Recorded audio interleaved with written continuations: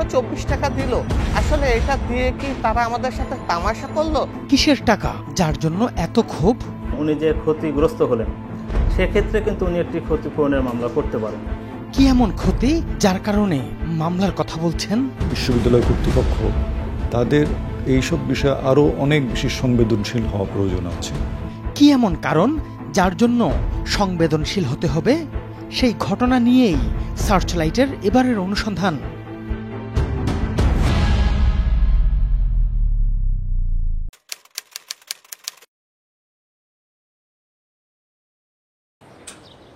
মাত্র 1 নম্বর, এই 1 নম্বর একজন মানুষকে কতটা ভোগান্তিতে ফেলতে পারে আমরা সেটি দেখিয়েছি 32 বছরের কান্না শিরোনামে সার্চলাইটের 119তম পর্বে। কিন্তু এরপর পেরিয়ে গেছে 5 বছর, তবে বাস্তবায়ন হয়নি। ফলে কান্নাও থামেনি মুন্সি মহিউদ্দিনের।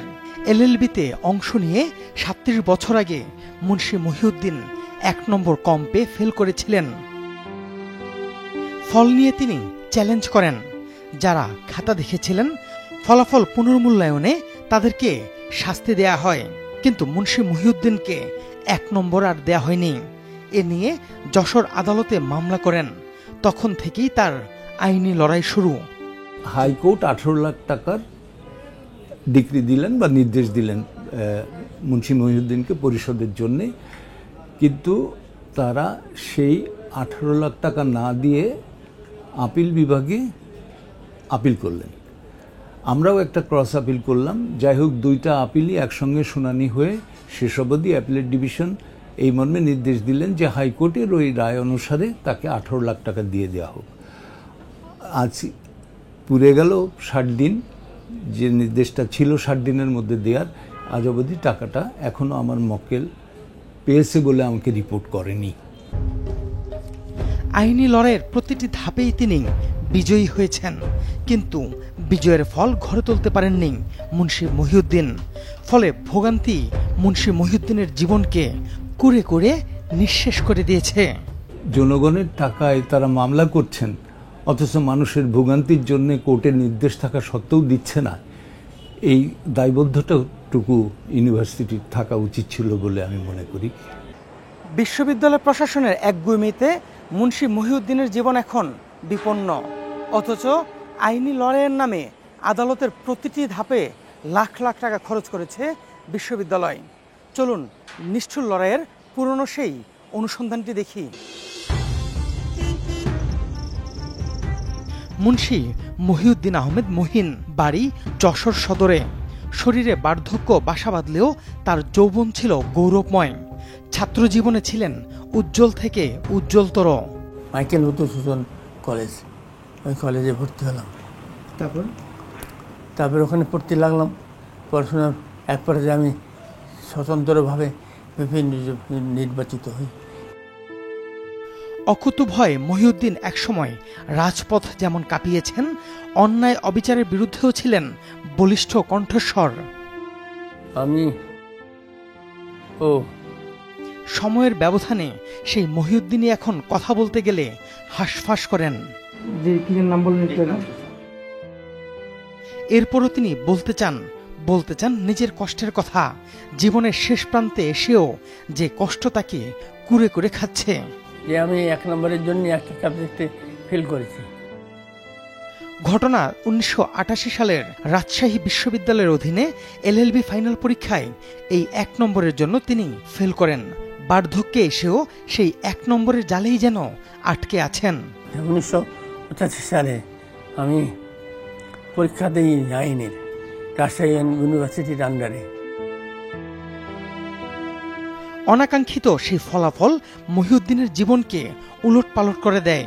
হয়তো ছাত্র জীবনে অনিচ্ছাকৃত কোনো ভুলের কারণে পরীক্ষায় তাকে ফেল করিয়ে দেয়া হয়, কিংবা ভাগ্যদেবী তার পক্ষে ছিল না। কারণ যাই হোক, তার খেসারত তিনি এখনো দিচ্ছেন। আমি একটু শুয়ে পড়ি।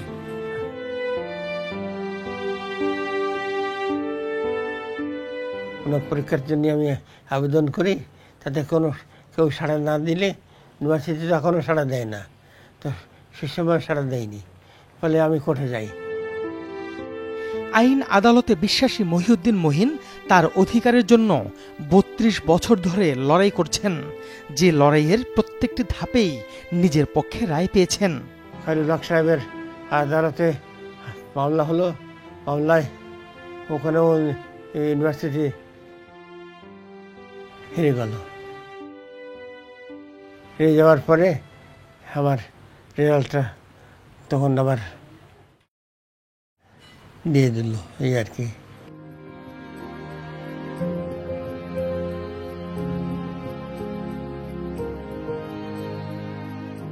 The plaintiff opposite party is entitled to get the full cost of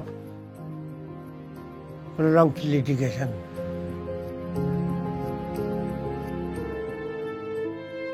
বয়সের ভারে নুয়ে পড়া মহিউদ্দিনকে চলাফেরা করতেও অন্যের সাহায্য নিতে হয়। দীর্ঘ আইনি লড়াইয়ে সার্টিফিকেট ফিরে পেয়েছেন ঠিকই, কিন্তু ফিরে পাননি সোনালী জীবন। সার্টিফিকেটের পেছনে ছুটতে গিয়ে চাকরি, ব্যবসা বাণিজ্য কিছুতেই নজর দিতে পারেননি। নজর দিতে পারেননি নিজের জীবনের প্রতিও। এই খাটটাই আমার পৃথিবী, এখন আমার দুনিয়া।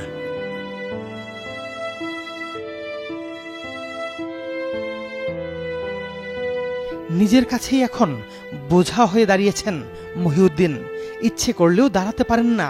হয়তো জীবনটা তার অন্যরকম হতে পারত, কিন্তু তার এই অবস্থার জন্য দায়টা আসলে কার? একটা নাম্বার পেলাম, কিন্তু সেটা 17 বছর পরে পেলাম। যে অর্থটার কথা বলা হয়েছে সে অর্থটাও বিশ্ববিদ্যালয় দিয়েছে। কত টাকা দিয়েছে রাজশাহী বিশ্ববিদ্যালয়?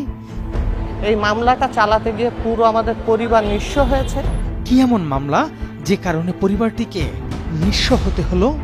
ফিরছি একটা বিরতির পর।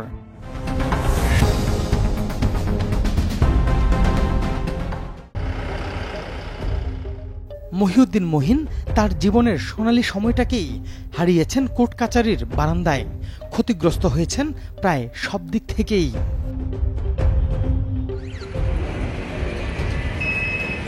মহিনের জীবনে ঘটে যাওয়া এমন অপূরণীয় ক্ষতির বিষয়ে জানতে কথা হয় রাজশাহী বিশ্ববিদ্যালয় কর্তৃপক্ষের সাথে।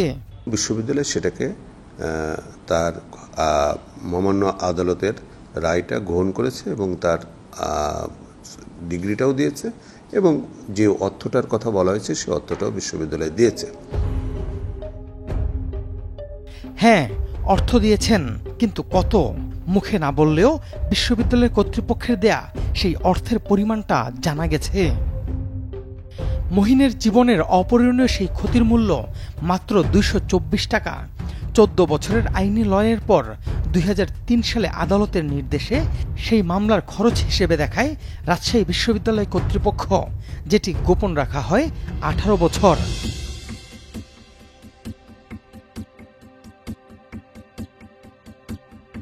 চ্যানেল 24 অনুসন্ধানে নামার পর মামলার খরচের বিষয়টি জানতে পারে মহিনের পরিবার। তাদেরকে এক ফোন দিলে তারা বলেছিল যে মামলার খরচ দিয়ে দেওয়া হয়েছে। আমি তখন বলেছিলাম, আপনারা যদি খরচ দিয়েই থাকেন, আমার তো ক্ষতি হয়েছে, এবং খরচ যে দিয়েছেন তার সপক্ষে আমরা যে চিঠি দিয়েছি তার সপক্ষে একটি লিখিত উত্তর আমাদেরকে দেন। আসিফ শাহরিয়ার আহমেদ মহিউদ্দিন আহমেদের বড় ছেলে। বাবার জন্য আইনি লড়াই চালাতে গিয়ে তাদের পরিবারই এখন নিঃস্বপ্রায়। আমার বাবা যদি আজকে ওকালতি যথাসময়ে করতে পারতেন তাহলে হয়তো অনেক ভালো অবস্থায় থাকতে পারত। এই মামলাটা চালাতে গিয়ে পুরো আমাদের পরিবার নিঃস্ব হয়েছে। আমার ছোট ভাই সহ আমার বাবা বর্তমানে পক্ষাঘাতগ্রস্ত। দীর্ঘ আইনি লড়াইয়ে একদিকে নিঃস্ব পরিবার, অন্যদিকে অসুস্থ হয়ে শয্যাশায়ী বাবা, দুইয়ে মিলে মহিউদ্দিন পরিবারে 32 বছরের কান্না। বিশ্ববিদ্যালয়ে এই যে 224 টাকা দিল, আসলে এটা দিয়ে কি তারা আমাদের সাথে তামাশা করলো না বিদ্রুপ করলো, এটা নিয়ে আসলে আমি ভাষা হারিয়ে ফেলেছি। তাদের এই কর্মকাণ্ড আমাদেরকে মর্মাহত, বিমর্ষ করে। কঠিন এক বাস্তবতার মুখোমুখি পরিবারটি 224 টাকা খরচের বিষয়টি মানতে পারেন কিনা সেটা যে কেউই আন্দাজ করতে পারেন। আজকে 32 বছরে একটা পরিবারকে ধ্বংস করে, একটা মানুষের জীবন পুরো নষ্ট করে বিশ্ববিদ্যালয়ের এই নির্লজ্জ কর্মকাণ্ড সত্যিই আমরা হতাশ, এবং আমরা অলরেডি আরেকটি আইনি নোটিশ পাঠিয়েছি। তারা যদি যথাযথ সময়ে রেসপন্স করে তো ভালো, না হলে আমরা মহামান্য হাইকোর্টের আবার দ্বারস্থ হব এবং প্রয়োজনীয় প্রতিকার চাইতে আইনানুগ ব্যবস্থা গ্রহণ করব বলে আমরা চিন্তা করছি। মানবেন কিভাবে, তাই নতুন করে আবারও লড়াইয়ে নেমেছেন। যে লড়াইয়ের বাস্তবতা নিয়ে কথা বলেছেন মামলার আইনজীবীও। এত সমুদ্র ছেঁচে আমি 224 টাকা নিয়ে আমি কি করব? এই খরচা মানে তো এই নয় যে একটা বাচ্চাদের কান্নাকাটি করছে, মুখে একটা পুতুল দিয়ে দিলাম ঠান্ডা হয়ে গেল, একটা চুষি কাটি বলে আমাদের ভাষায়। তো আমার এই বাদীর মুখে ইউনিভার্সিটি একটা চুষি কাটি ধরিয়ে দিচ্ছে, এটা খুব দুঃখজনক। বিশ্ববিদ্যালয় কর্তৃপক্ষ মামলার খরচে দিলেও মহিউদ্দিন তার ক্ষতিপূরণ পাননি, বরং 32 বছর ধরে তার সাথে কানামাছি খেলেছে। যে খেলায় মহিন তার সোনালী জীবন হারিয়েছেন, আর 224 টাকা পরিশোধ করে তৃপ্তির ঢেকুর তুলছে বিশ্ববিদ্যালয় কর্তৃপক্ষ। উনি সেই 85 সালে পরীক্ষা দিয়েছিলেন। যদি উনি আইনজীবী হতেন, যদি প্রশাসনিকভাবে এই আদেশটা ওনারা সে সময় তার কনসিডার করা হতো বা তার বিবেচনা করা হতো, তাহলে কিন্তু তিনি তার পেশায় কাজ করতে পারতেন এবং দেশ জাতির প্রতি উনি অবদানও রাখতে পারতেন, এবং অন্যদিকে নিজেরও একটি ক্যারিয়ার বিল্ড আপ করার সুযোগ ছিল ওনার। যেহেতু এই আবেদনটি নিষ্পত্তি হয় নাই এবং এই আদালতের দ্বারে দ্বারে ঘুরতে কিন্তু ওনার জীবনটা চলে গেছে, ফলে সেই ক্ষেত্রে উনি যে তার পেশায় আসতে পারলেন না এবং উনি যে ক্ষতিগ্রস্ত হলেন, সেক্ষেত্রে কিন্তু উনি একটি ক্ষতিপূরণের মামলা করতে পারেন। যেখানে সার্টিফিকেট আর মামলার খরচ জানতেই পার হয়ে গেল 32 বছর, সেখানে ক্ষতিপূরণের জন্য না জানি কত বছরের প্রহর গুনতে হয় মহিউদ্দিন মহিনকে। এমন এক কঠিন পরিস্থিতিতে বিশ্ববিদ্যালয় কর্তৃপক্ষের ভূমিকা কি হওয়া উচিত, প্রশ্ন ছিল ঢাকা বিশ্ববিদ্যালয়ের সাবেক এই উপাচার্যের কাছে। একজন শিক্ষার্থী তার পরীক্ষার পরে যদি এত দীর্ঘ সময় লেগে যায় বিষয়টি নিষ্পত্তি করতে, এটা সত্যিই অত্যন্ত দুঃখজনক। আমার মনে হয় যে বিশ্ববিদ্যালয় কর্তৃপক্ষ তাদের এইসব বিষয়ে আরও অনেক বেশি সংবেদনশীল হওয়া প্রয়োজন আছে। এবং বঙ্গবন্ধুর মুক্তি, দেশের স্বাধীনতা আন্দোলনে তার যথেষ্ট অবদান আছে, তার পরিবারের যথেষ্ট অবদান আছে। একজন মুক্তিযোদ্ধা মহিউদ্দিনের প্রতি কেন এই বঞ্চনা? তাদের যে অবদান সেটা স্মরণীয় হয়ে থাকবে। স্বাধীনতা যুদ্ধে মহিউদ্দিনের অবদান নিয়ে ফিরছি একটা বিরতির পর।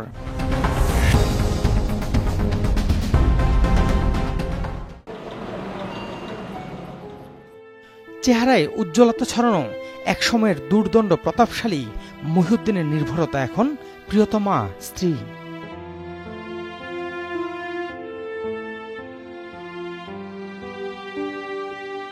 আজীবন সংগ্রামী মহিউদ্দিন ঘর থেকেই মুক্তি সংগ্রামের হাতে খড়ি নিয়েছেন। আমাদের বাড়িটাই ছিল ঘাঁটি, মানে এই যে এমপি সাহেব ছিলেন যশোরের মোশাররফ হোসেন, ওনার বাড়ি আর আমাদের বাড়ি এক বাড়িতে ছিল। তো ওই বাড়ি থাকার কারণেই আমি মুক্তিযুদ্ধে যোগদান করি, আমার বাবাও করেন। মুক্তিযোদ্ধা ছেলে যে মহিউদ্দিন স্বাধীনতার জন্য সম্মুখ সমরে অস্ত্র চালিয়েছেন, দিয়েছেন বলিষ্ঠ নেতৃত্ব। চারুবেলার লাশ নিয়ে যে মিছিল হয়, সেই মিছিলে যশোরের বৃহত্তম মিছিল ছিল লাশ নিয়ে। ভাবা যায় না যে শ্মশানঘাট এখান থেকে 2 মাইল 3 মাইল, মানে শ্মশানঘাটের এই পাশে হচ্ছে মানে মিছিলের শেষ মুহূর্ত, মানে শেষ মাথা ছিল যশোর শহরে। মুক্তিযোদ্ধা মহিউদ্দিনের সেই নেতৃত্বের গল্পই বলছিলেন যশোর জেলা আওয়ামী লীগের সভাপতি শহীদুল ইসলাম মিলন। আজীবনের সংগ্রামী নেতা ছিল, ভালো বক্তা ছিল, ভালো ছাত্র ছিল এবং সাধারণ মানুষের তার যথেষ্ট সম্পর্ক ছিল।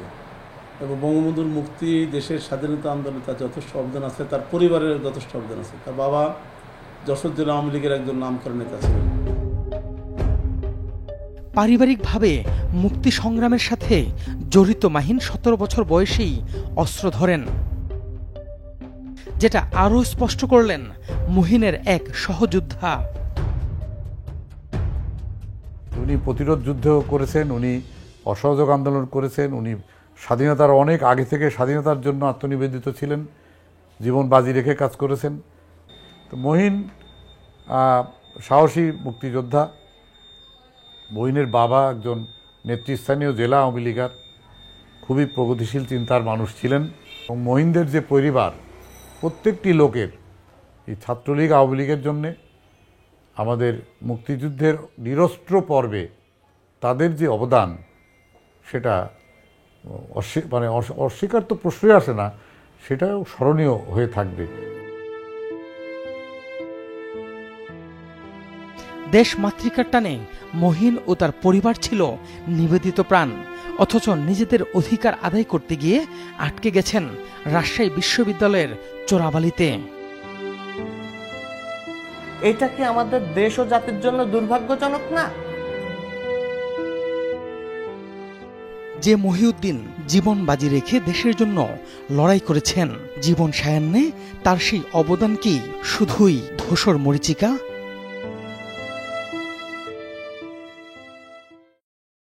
মৌখিকভাবে কর্তৃপক্ষের সাথে, বিশ্ববিদ্যালয়ের কর্তৃপক্ষের সাথে যোগাযোগ করলে তারা আমাদেরকে আশ্বস্ত করছেন যে বিষয়টি বিবেচনাধীন, কিন্তু কতদিনে এটা নিষ্পত্তি হবে সে সম্পর্কিত কোনো সুনির্দিষ্ট উত্তর আমরা পাচ্ছি না। সেই সাথে আরো বলতে চাই যে সমস্যাটির নিষ্পত্তির ক্ষেত্রে বিশ্ববিদ্যালয় মঞ্জুরি কমিশন সহ অন্যান্য যে প্রতিষ্ঠানগুলো আছে তারাও তার কোনো দায় নিতে চায় না বা কেউ ওনারশিপ নেয় না। যদি প্রতিষ্ঠানগুলোর পারস্পরিক আন্তরিকতা থাকতো তাহলে এই রায়টি বাস্তবায়নে একটা দীর্ঘসূত্রিতা হওয়ার কথা না। তারপরে বাবার শারীরিক অবস্থা যথেষ্ট খারাপ, দ্রুততার সাথে তাকে আমরা উন্নত চিকিৎসার জন্য দেশ বা দেশের বাইরে নেওয়ার প্ল্যান করছি। সুতরাং অর্থটা আমাদের অনুকূলে দ্রুত ছাড় করলে আমাদের জন্যই সুবিধা হয়। আর এই প্রত্যেক দিন সময় চলে যাচ্ছে, তারও শারীরিক যে ড্যামেজ হচ্ছে, এর কি ক্ষতি বিশ্ববিদ্যালয় কর্তৃপক্ষ কোনোভাবে আমাদেরকে পুষিয়ে দিতে পারেন?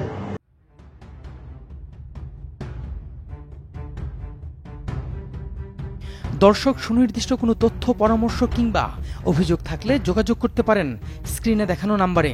জানাতে পারেন সামাজিক যোগাযোগ মাধ্যমেও। আপনার দেয়া তথ্যে সমাজের রন্ধ্রে রন্ধ্রে ঘাপটি মেরে থাকা জমাট অন্ধকারে আলো ফেলবে টিম সার্চলাইট। অনুসন্ধানের আলো হাতে দেখা হবে অন্ধকার পথে।